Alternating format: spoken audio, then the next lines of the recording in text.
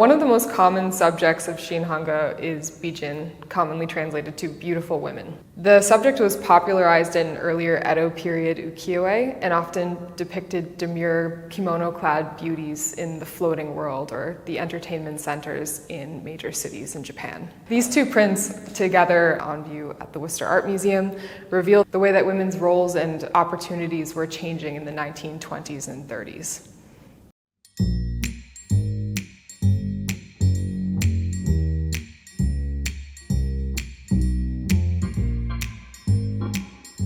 I'm Fiona Collins-Rosedahl. I'm the Assistant Curator of Asian Art at the Worcester Art Museum, and I'm the Curator of Reflections of a Changing Japan, the Evolution of Shin Hanga. This print on the left by Hachiku Chikoyo is one of the earliest in the exhibition. She represents the demure type of beauty that was popular in the Edo period, particularly in ukiyo-e.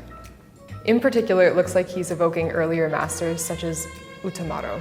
As was typical then, the background has shimmery mica on it, which adds a hint of glamour to the shot, even though it's relatively simple composition.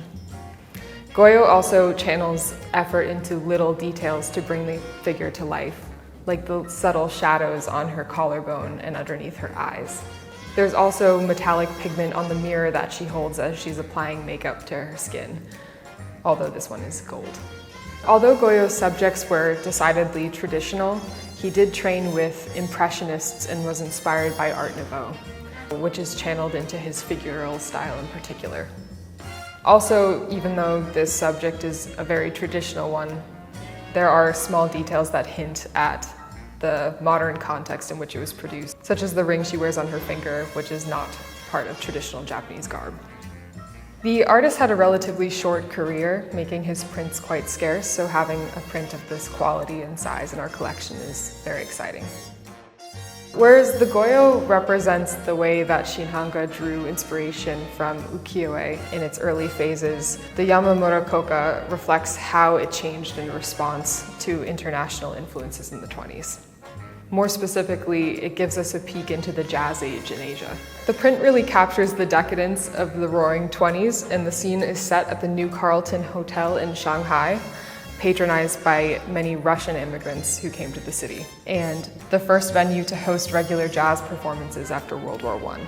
This print encapsulates many of the international influences impacting Shin Hanga, including the Art Deco style architecture, the facial features that evoke Egyptomania, the bobs of the flappers, and the modern dress, although they do feature traditional Asian textile designs.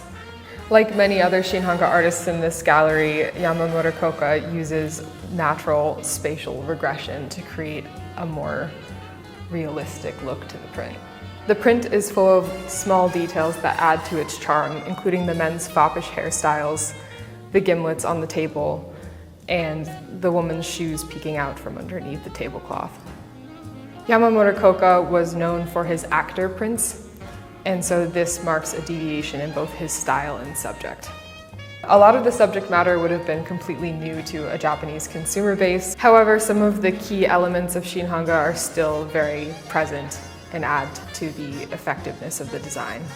For example, the characteristic baran suji marks, the circular marks created when pressing paper to block, appear on the background behind the dancers. Through subtle ink gradients, he's able to emulate the different types of textiles worn by the women, such as the case of this sheer black silk dress worn by the woman on the right. Howard Carter famously uncovered King Tut's tomb in 1922. And as a result, Egyptian art, architecture, and design began to be a popular element of Art Deco and Roaring '20s media. The face of the woman in the foreground shows the influence of Egyptian design in the arch of her eyebrow, the geometry of her face, and the distinctive cat eyeliner. If you were to pan across it, you would see that the whole print is covered in a shimmering layer of mica, adding to the print's luster. The result is a print that evokes old Hollywood glamour and the many changes going on in Japanese society at the time.